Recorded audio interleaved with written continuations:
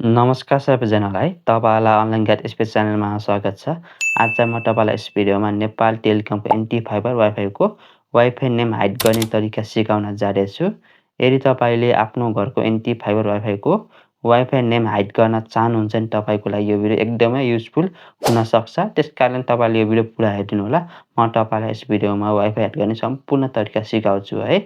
अब चाहिँ म ढिलो नगरिकन तपाईँलाई चाहिँ वाइफाईको नेम हाइड गर्ने तरिका सिकाउन जान्छु।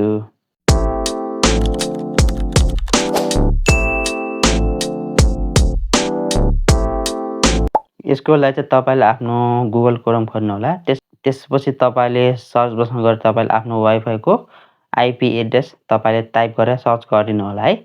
तपाईँले आफ्नो राउटरको आइपी एड्रेस थाहा छैन भने तपाईँले राउटरको पछाडि हेर्नु होला।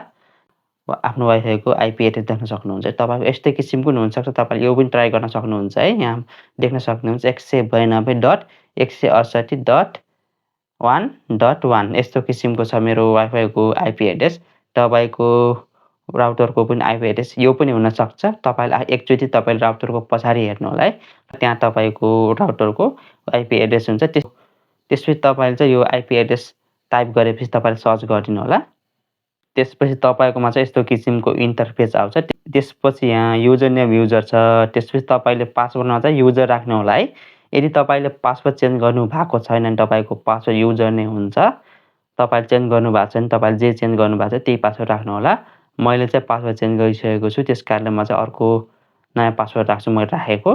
त्यसपछि तपाईँले अझसम्म पासवर्ड चेन्ज गर्नु भएको छैन भने तपाईँको पासवर्ड चाहिँ युजरै हुन्छ है। तपाईँको एडमिन छ भने एडमिन हुन्छ, युजर छ भने युजर हुन्छ है। माथि युजर नेममा युजर लेखेको छ भने युजर, पासवर्ड पनि युजर हुन्छ।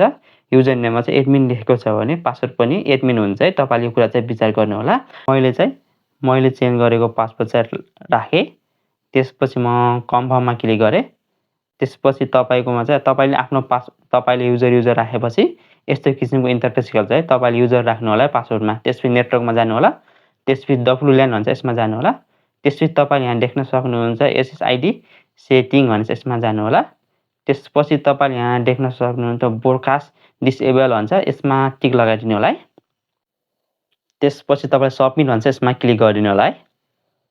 त्यसपछि तपाईँको चाहिँ यो सेटिङ चाहिँ सेभ भयो। त्यसपछि तपाईँले यहाँ देख्न सक्नुहुन्छ यहाँ चाहिँ 2.4 को चाहिँ वाइफाई सो भएको छैन, तपाईँले यहाँ देख्न सक्नुहुन्छ। त्यसपछि त्यो एड गर्नलाई तपाईँले चाहिँ वाइफाईको नेममा चाहिँ तपाईँको वाइफाईको नेम राख्नु होला है। त्यसपछि तपाईँले चाहिँ अब सेक्युरिटीमा तपाईँले WPA/WPA2 पर्सनल भन्छ, यसमा यसलाई चुज गर्नु होला। त्यसपछि पर्सनल त्यसपछि तपाईँले आफ्नो पासवर्डमा चाहिँ तपाईँ आफ्नो राउटरको पासवर्ड राख्नु होला। त्यसपछि यहाँ हेर्न सक्नुहुन्छ कनेक्ट भयो है। यसरी कनेक्ट गर्न सक्नुहुन्छ तपाईँले। अब वाइफाई हाइड गरेपछि 2.4 चाहिँ मैले कनेक्ट गरेको थिएन, त्यस कारण चाहिँ त्यहाँ सो पनि भएको थिएन। अहिले चाहिँ सो भयो। यसरी तपाईँ सो गर्न सक्नुहुन्छ। एड नेटमा गएर तपाईँले आफ्नो वाइफाईको नाम त्यसपछि पासवर्ड हानेर तपाईँ चाहिँ लगइन गर्न सक्नुहुन्छ है। म चाहिँ 5G मै गएँ। त्यसपछि तपाईँले यसलाई चाहिँ अफ गर्न चाहनुहुन्छ भने तपाईँ त्यही ठाउँमा जानु होला। त्यही ठाउँमा जानु होला। तपाईँ नेटवर्कमा जानु होला।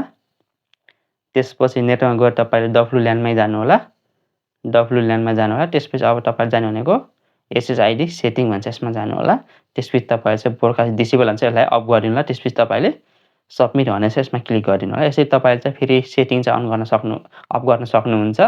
तपाईँलाई चाहिँ एउटा कुरा चाहिँ मैले भन्न बिर्सेछु, तपाईँ चाहिँ यो वाइफाई नेमलाई चाहिँ कपी गरिदिनु होला। किनभने तपाईँको चाहिँ अलिक सानो कुरा मिस्टेक हुँदा चाहिँ तपाईँको वाइफाई चाहिँ कनेक्ट हुँदैन। त्यस कारण तपाईँले यसलाई कपी गरिदिनु अथवा तपाईँले चाहिँ छोटो गर्नु होला। नाम चेन्ज गरेर तपाईँले यहाँदेखि नाम पनि चेन्ज गर्न सक्नुहुन्छ। कि तपाईँलाई छोटो गर्नु होला, NT फाइबर मात्रै लेख्नु होला, अथवा कि तपाईँले चाहिँ यसलाई कपी गरेर तपाईँले चाहिँ त्यहाँ पेस्ट गरेर तपाईँले गर्नु होला है। तपाईँले चाहिँ यसरी वाइफाई नेम चेन्ज गर्न सक्नुहुन्छ। आजको भिडियो यति नै। तपाईँलाई चाहिँ यो भिडियो मन पर्यो भने तपाईँले भिडियोलाई लाइक गरिदिनु होला अनि च्यानललाई सब्सक्राइब पनि गरिदिनु होला। धन्यवाद।